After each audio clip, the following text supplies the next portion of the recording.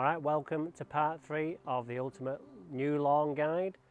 As you saw last time, we levelled this. Even though a day's passed for you, there's only 10 minutes passed for me, so I'm still here. So what I'm going to do is, before it goes dark, hopefully, I'm going to get this seeded and covered. So let's go and get everything we need and then we'll crack on. Alright, so what do we need today? What we need is a rake, our grass seed, and our spreader. You can either use a rotary spreader or a drop spreader. I find the drop spreader more accurate for seeding. The rotary, sometimes you can just get a bit of overspill on the lines that you create, and then you get like double dosage if you like, so you get more grassy growing in certain areas, whereas the drop spreader is a lot more accurate, and we've chosen the perfect day. I couldn't have asked for a more perfect day. There's literally no wind, so we're going to get really accurate results. So let's talk about the grass seed using Barrenbrug Extreme Dwarf Rye. Why do I use rye is a question I always get asked, and not fescues or bents or anything like that.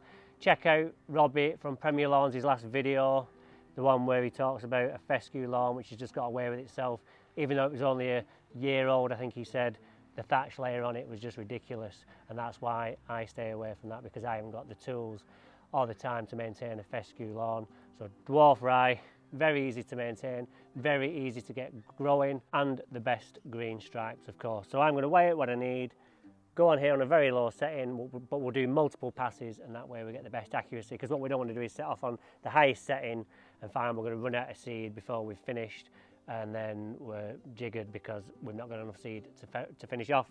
So I'll get all this sorted and then I'll see you when we're ready to spread. Alright, so the next question is, how much grass seed am I going to go on at? I'm going to go on at 70 grams a square metre. This is what I went on at Peter's front lawn last year, and we had fantastic results with that. Because if you think about it, if you've got a full rye which needs 35 grams a square metre, but we're going on with a smaller dwarf rye, we're going to need more grass going down to make up the difference. So that's what I'm going to do. Never fill your container on the spreader full, because if you do it at a very weak area in the ground, you're going to go like that, it's all going to tip out. So I've just underfilled it now. I've got 2 bags of Extreme there. I need 10 kilos in all, so I'm just going to do a rate on it. I'll give it one pass over, see how we go, and then we'll crack on with the rest. So let's start.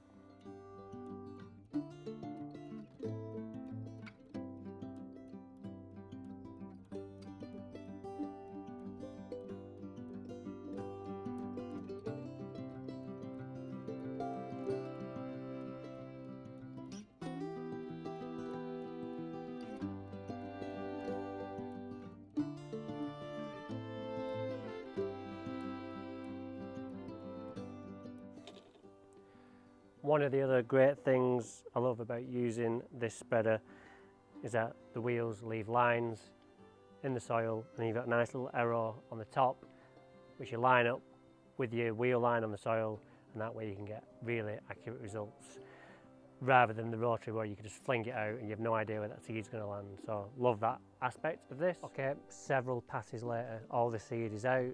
So what I'm going to do now is get my rake. I'm just going to go and gently tickle the surface, get that seed nice and wrapped up in a cosy blanket, and then we'll get the sheets on. So we're not looking to do anything other than just get this seed mixed in. We're not looking to drag the soil really, we're just gently brushing the surface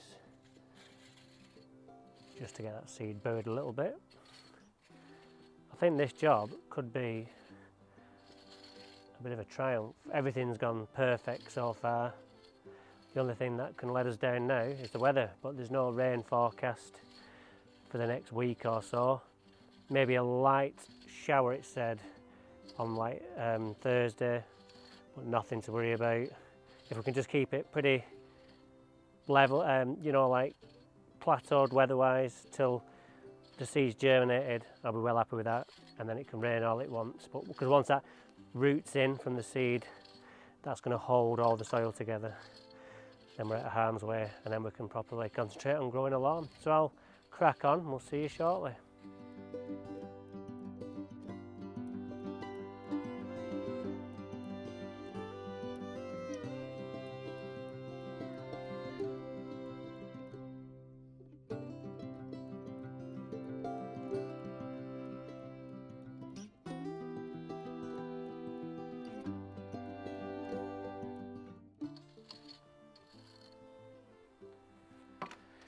Now then, all done, ready for sheeting. Notice one thing that I didn't do, and that was put a pre-seed fertiliser down. Absolutely no need to do that. Can't be accurate, even if you use my drop spreader to put it down.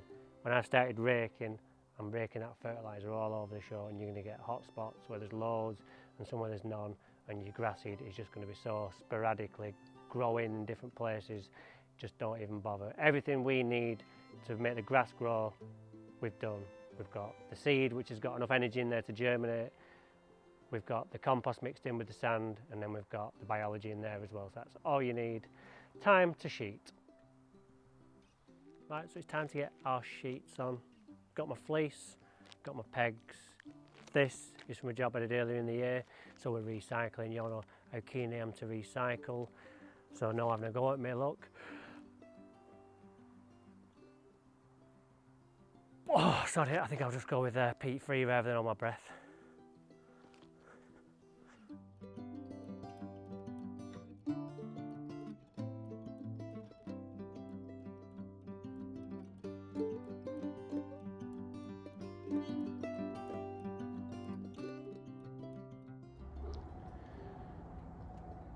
Eight o'clock, still going. Okay, so we're back. The darkness beat me in the end. We managed to get the most of it done. Just missed a little bit around there, which I've just done today. So today I'm here to water, so I'll show you what I'm doing. So even though we've got the new irrigation system around the back, it's too ferocious to be using on the front at the minute. So what I'm doing is I'm just using the normal garden hose with the rose on the end. The good thing about using recycled sheets is that beading problem that you have on the new fleece when the water just runs off is already gone, so I don't have to worry about that. But if you have got that problem, which you will have if you've got new fleece, when you've put it out, a little tip, just go over it with the H2Go and this eradicates the problem. Tried and tested it and it works, so that's that solved. Let's say here we don't need to worry. So this will be a daily task till it germinates, I would think, because the weather is going to be pretty hot and windy like now, so it'll soon dry out, given both those like anomalies, if you like. So yeah, just go over it, give it a good douse. I can't do anything other than walk on it to water, but that's alright because it's nice and firm, and because of the work we did yesterday, just got a bit of a kinky hose pipe. So yeah, so I'll crack on with this and then I'll see you in a sec.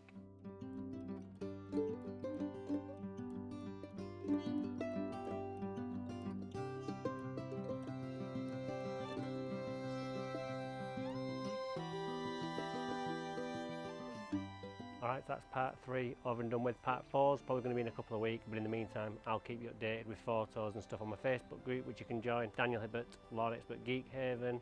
Until then, take care and see you soon, and don't forget to like and subscribe.